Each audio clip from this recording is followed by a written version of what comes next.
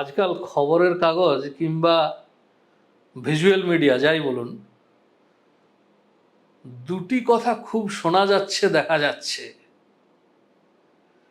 একটি হলো ধুন্ধুমার কাণ্ড, আরেকটি তাণ্ডব। কোনো বড় গন্ডগোল, হাঙ্গামা বোঝাতে এই শব্দ দুটির কোনো একটি ব্যবহার করা হচ্ছে। এখন ধুন্ধুমার কাণ্ডই বা কি আর তাণ্ডবই বা কি?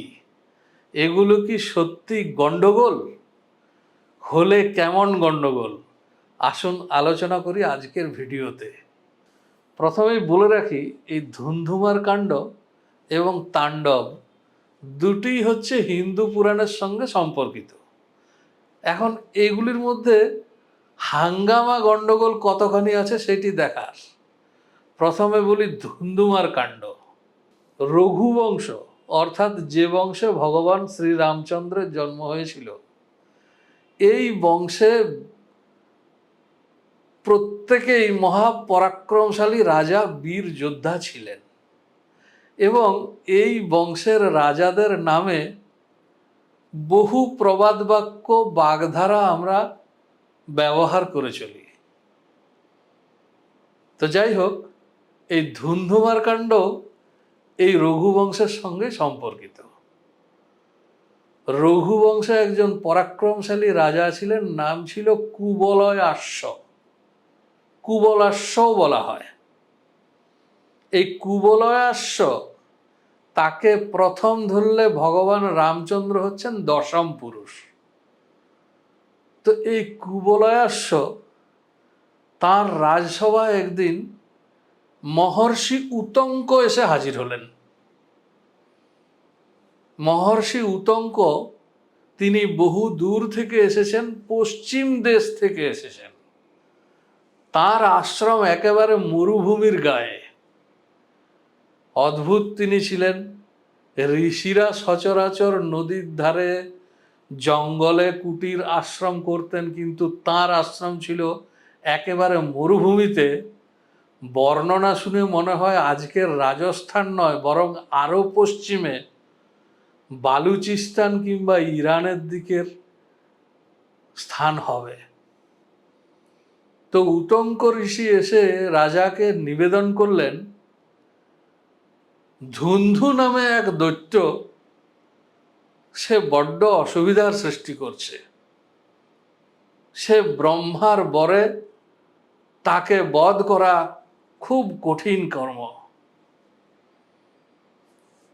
ধুন্ধুমার এমনিতে রাক্ষস ভালো, সারা বৎসর ঘুমায়, কিন্তু ওই 6 মাস ছাড়া একবার করে পাশ ফেরে, আর তাতে যে তার নিঃশ্বাস বেরোয়, সেই নিঃশ্বাসের হলকা, তাতে যে পরিমাণ ধূলি ঝড় হয়, আশ্রম নড়বড়ে, চালা উড়ে যায় এবং বহু প্রাণহানি হয়। আর যখন জেগে যায় তখন তো কথাই নেই। এই ধুন্ধুকে বধ না করলে আর চলছে না। ঋষির কথায় মহারাজা কুবলাশ্ব তার 21,000 সন্তানকে নিয়ে গেলেন ধুন্ধু নামে দৈত্যকে বধ করতে।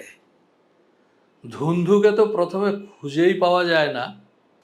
সে তখন উজ্জালক নামে একটি বালির সমুদ্রের নিচে মহা আরামে ঘুমাচ্ছিল। সেই সমগ্র মরুভূমির বালি খুঁড়ে ধুন্ধুকে আবিষ্কার করা হলো। ধুন্ধুর নিঃশ্বাসে কুবলাশ্বের 21,000 সন্তান মারা গেলেন। তারপরে ধুন্ধুর সঙ্গে প্রচণ্ড লড়াই, এবং সেই লড়াইয়ে ধুন্ধু বধ হলো। এই ছিল ধুন্ধুমার কাণ্ড। সে এক বিশাল হাঙ্গামা। 21,000 সন্তান, সে সমুদ্রের বালি খুঁড়ে, মরুভূমির বালি খুঁড়ে, ওটা আসলে বালির সমুদ্র হয়ে গিয়েছিল, সেই সমস্ত বালি খুঁড়ে উথাল পাথাল করে ধুন্ধুকে খুঁজে বের করে তাকে বধ করা হলো। এই বিশাল ঘটনাটি ধুন্ধুমার কাণ্ড নামে পরিচিত হলো, এবং সেই থেকে কুবলাশ্বের নাম হলো ধুন্ধুমার। তো ধুন্ধুমার কাণ্ড একটা মহা হাঙ্গামা সেদিন হয়েছিল বটে, বাগধারা হিসেবে সার্থক। এখন বলি তাণ্ডব কি জিনিস। তাণ্ডব কি এই ধুন্ধুমার কাণ্ডের চেয়ে বড় নাকি কম? এর উত্তরে আমাকে হ্যাঁও বলতে হবে, আবার নাও বলতে হবে। কারণ তাণ্ডব অনেক প্রকারের। প্রথমে বলি, তাণ্ডব হচ্ছে এক প্রকার নৃত্য, নাচ।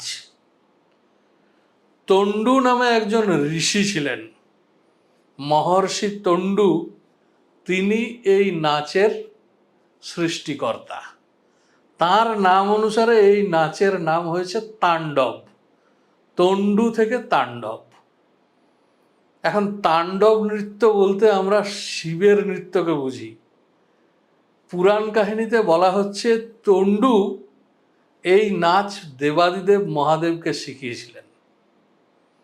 আবার আমরা নটশাস্ত্রের রচয়িতা বা নাট্যশাস্ত্রের রচয়িতা হিসেবে ভরত মুনির নাম জানি। ভরত মুনির নাম অনুসারে ভারতনাট্যম। এই ভরত মুনি, ইনিও ওই ঋষি তণ্ডুর কাছে এই নৃত্য শিক্ষা লাভ করেন। অর্থাৎ বলতে গেলে ভরত মুনির গুরু হচ্ছেন তণ্ডু। তবে পুরাণ কাহিনীতে কিছু ইতর বিশেষ আছে।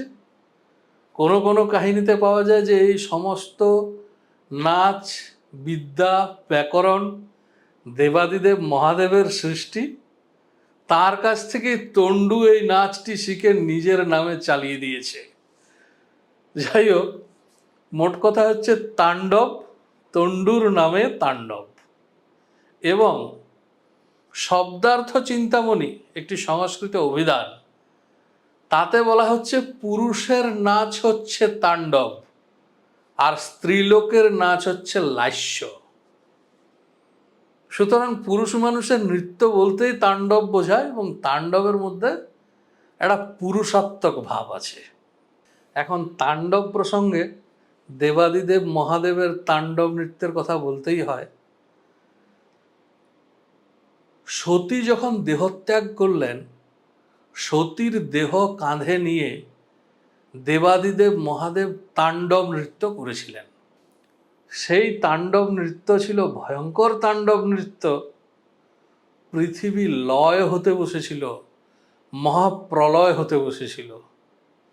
সেই যে তাণ্ডব, সেই তাণ্ডবের প্রেক্ষিতে আজকের খবরওয়ালারা তাণ্ডব শব্দটি ব্যবহার করে। আসলে তাণ্ডব মানে আগেই বললাম নৃত্য, এবং তাণ্ডব অনেক প্রকারের। সতীকে কাঁধে নিয়ে দেবাদিদেব যে তাণ্ডব নৃত্য রচনা করেছিলেন, যে প্রলয় নাচন নেচেছিলেন, সেটির নাম হচ্ছে রুদ্র তাণ্ডব। এই তাণ্ডব হচ্ছে ধ্বংসকারী। এছাড়া আরও অনেক রকমের তাণ্ডবের বর্ণনা বিভিন্ন পুরাণে আছে। যেমন আনন্দ তাণ্ডব, আনন্দের সঙ্গে যে নৃত্য সে হচ্ছে আনন্দ তাণ্ডব। এছাড়া ত্রিপুরা তাণ্ডব আছে। ত্রিপুরাসুর বধের পরে শিব এই নৃত্য করেছিলেন।